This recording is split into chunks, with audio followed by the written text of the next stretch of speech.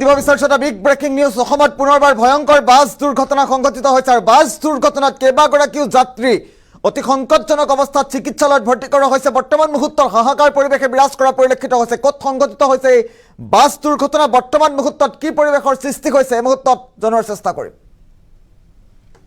এটা big breaking news. এই মুহূৰ্তত ৰাজ্যত ভয়ংকৰ বাছ দুৰ্ঘটনা সংঘটিত হৈছে পুনৰবাৰ। প্ৰকাণ্ড গছত খুন্দা মাৰিছে যাত্ৰী ভৰ্তি বাছে। যি দৃশ্যাংশ দেখিলে আপোনাৰ বুকু কঁপি উঠিব। প্ৰকাণ্ড গছত খুন্দা মাৰিছে যাত্ৰীবাহী বাছে আৰু দুৰ্ঘটনাত গুৰুতৰভাৱে আহত হৈছে ৩৪ গৰাকীকৈ যাত্ৰী। ৩৪ গৰাকী যাত্ৰীৰ মাজৰ ১৬ গৰাকীৰ অৱস্থা অতি সংকটজনক বুলি জানিব পৰা গৈছে আৰু শিলচৰ মেডিকেল কলেজ হাস্পতাললৈ প্ৰেৰণ কৰা হৈছে সকলো যাত্ৰীক। এটা ডাঙৰ খবৰ এই মুহূৰ্তত। হাইলাকান্দিত প্ৰকাণ্ড বাছ দুৰ্ঘটনা সংঘটিত হৈছে। হাইলাকান্দিৰ আয়ানাখালত এই ভয়াৱহ বাছ দুৰ্ঘটনা সংঘটিত হৈছে। দৃশ্যাংশ আছে ৰামকৃষ্ণ নগৰৰ পৰা হাইলাকান্দি অভিমুখে গৈ আছিল বাছখন আৰু বাছখন গৈ থকা অৱস্থাতে ভয়ংকৰ দুৰ্ঘটনাত পতিত হৈছে। দৃশ্যাংশ আহি পৰিছে, পোনে পোনে দৃশ্যাংশ দেখুওৱাৰ চেষ্টা কৰিম। ৰাজ্যত পুনৰবাৰ ভয়ংকৰ বাছ দুৰ্ঘটনা সংঘটিত হৈছে। প্ৰকাণ্ড গছত খুন্দা মাৰিছে যাত্ৰীবাহী বাছে। ডাঙৰ খবৰ এই মুহূৰ্তত দৃশ্যাংশ দেখুৱাইছো। বাছখনৰ সেই বিশেষ ভিজুৱেলটো দেখুওৱাৰ চেষ্টা কৰিম।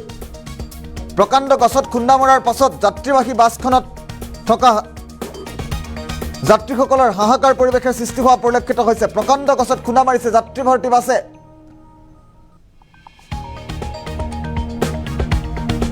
এটা ডাঙৰ খবৰ এই মুহূৰ্তত জনোৱাৰ চেষ্টা কৰিছো। ৩৪ গৰাকী যাত্ৰীৰ অৱস্থা অতি সংকটজনক বুলি জানিব পৰা গৈছে। শিলচৰ মেডিকেল কলেজ হাস্পতাললৈ প্ৰেৰণ কৰা হৈছে সকলো যাত্ৰীক। ডাঙৰ খবৰ এই মুহূৰ্তত ৰাজ্যত পুনৰবাৰ ভয়ংকৰ বাছ দুৰ্ঘটনা সংঘটিত হৈছে।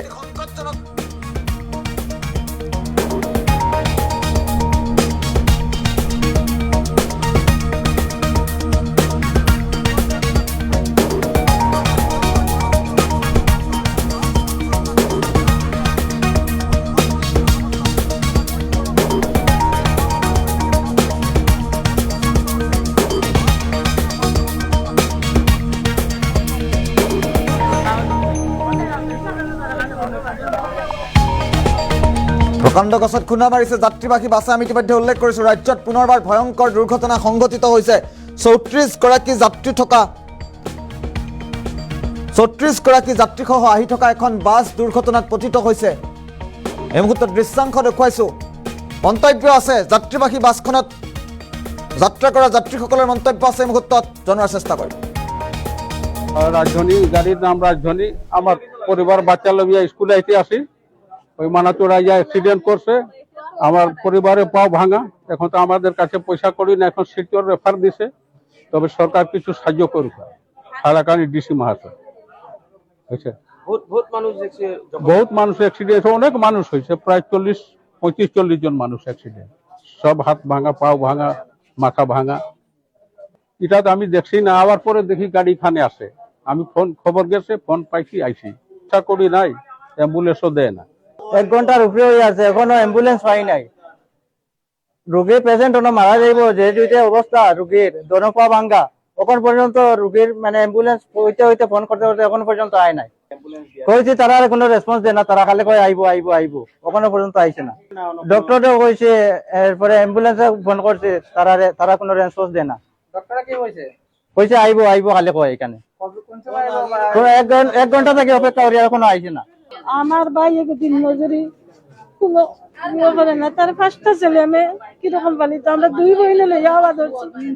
আর ওই সময় কেদিন আসলাম আমরা, আর গাড়ি যে সময় দেখছি খালি ওলা বুঝাল দেয়, ওই সময় আমরা মারে আঞ্জা করে ধরিয়ে লইয়া আর গাড়ি রাখ।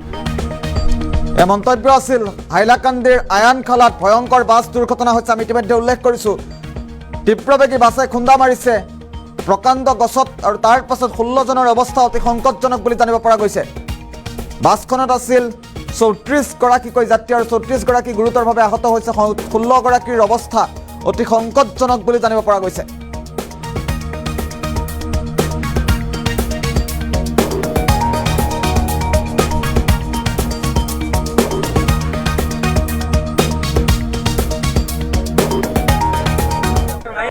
রাজধানী গাড়ির নাম রাজধানী। আমার পরিবার বাচ্চা লইয়া স্কুলে আইতে আসি, ওই মানাচোরা ইয়া অ্যাক্সিডেন্ট করছে, আমার পরিবারের পাও ভাঙা। এখন তো আমাদের কাছে পয়সা করি না, এখন সিকিউর রেফার দিছে, তবে সরকার কিছু সাহায্য করুক। হাইলাকান্দি ডিসি মহাশয় হয়েছে, বহুত মানুষ অ্যাক্সিডেন্ট, অনেক মানুষ হয়েছে, প্রায় 35-40 জন মানুষ অ্যাক্সিডেন্ট, সব হাত ভাঙা, পাও ভাঙা, মাথা ভাঙা। এটা তো আমি দেখছি না, আবার পরে দেখি গাড়ি খানে আসে, আমি খবর গেছে, ফোন পাইছি, আইছি। আশা করি নাই, অ্যাম্বুলেন্সও দেয় না। 1 ঘন্টার উপরে হয়ে আছে, এখনো অ্যাম্বুলেন্স পাই নাই। রোগী পেশেন্ট মারা যাইব, যে দুইটা অবস্থা রোগীর, দোনো পা ভাঙ্গা, এখন পর্যন্ত রোগীর মানে অ্যাম্বুলেন্স হইতে হইতে ফোন করতে করতে এখন পর্যন্ত আয় নাই। কইছি তারা আর কোনো রেসপন্স দেয় না, তারা খালি কয় আইবো আইবো আইবো, এখনো পর্যন্ত আইছে না। ডক্টরও কইছে, এরপরে অ্যাম্বুলেন্সে ফোন করছে, তারা কোনো রেসপন্স দেয় না। ডক্টর কি কইছে? কইছে আইবো আইবো খালি।